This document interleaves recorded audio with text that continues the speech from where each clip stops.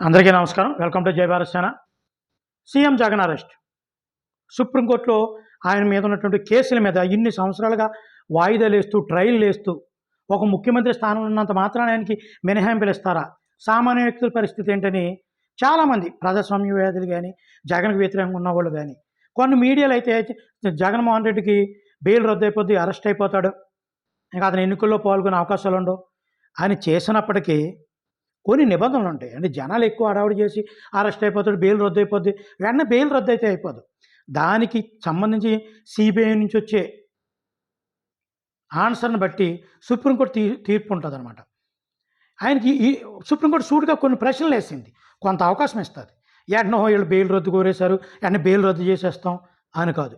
Bail ఎందుకిచ్చారు? తద్వారా జరిగిన పరిణామాలేంటి? ఎందువలన ఇచ్చారు? ఇన్ని సంవత్సరాలు ఎందుకు ట్రయల్ జరగవలసి వచ్చింది? సీఎం స్థానంలో ఉంటే ట్రయల్లన్నీ ఇస్తారా? ఇన్ని సంవత్సరాలు ట్రయల్ ఇచ్చే అవకాశం ఉందా? ఎందుకు ఇవ్వాల్సి వచ్చింది? దానికి కారణాలేంటి? పూర్తి జవాబు అటువైపు నుంచి కూడా రావాలి. వచ్చిన తర్వాత దాని మీద సమీక్ష చేసి ఇది కరెక్ట్ కాదు, అందులో ఉన్న విషయాలు రాజ్యాంగానికి విరుద్ధంగా ఉంటే ఇమ్మీడియట్లీ సీబీఐని కూడా చేయండి సుప్రీంకోర్టు. అప్పుడు తీర్పిస్తుంది తప్ప ఈ లోపల అటువైపు నుంచి ఎటువంటి సమాచారం తీసుకోకుండా వీళ్ళేదో కంప్లైంట్ ఇచ్చారని దాని మీద వెంటనే నిర్ణయం అయితే తీసుకోదు. చాలామంది మీడియాలో కూడా జగన్ అరెస్ట్ అయిపోతాడు, ఇంకా బెయిల్ రద్దు అయిపోద్ది, ఇంకా పని అయిపోయింది, ఇంకా జగన్ అనవసరం. కానీ వాస్తవం మాట్లాడుకుంటే కొన్ని జగన్‌కు వ్యతిరేకంగా కొన్ని వ్యాఖ్యలు అయితే చేసింది సుప్రీంకోర్టు. ఏమని?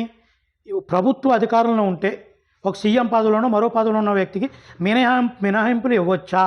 ఇన్ని సంవత్సరాలు బెయిల్ మీద ఉండొచ్చా? అదే సామాన్యులకైతే ఒకలాగా, అధికారం ఉన్న వాళ్ళకైతే ఒకలాగా ఎందుకు వ్యవహరిస్తున్నారు ఈ పోలీసులు కానీ, సీబీఐ కానీ? ఇది ఎంతవరకు సమంజసం? దీని మీద సరైన సమాధానం మాకివ్వండి అని ఆగస్టు 8కి వాయిదేశారు తప్ప వెంటనే ఏదో బెయిల్ రద్దు చేసాడు అయితే ఏముండవు. ఓకే. జై భీమ్ అందరికి.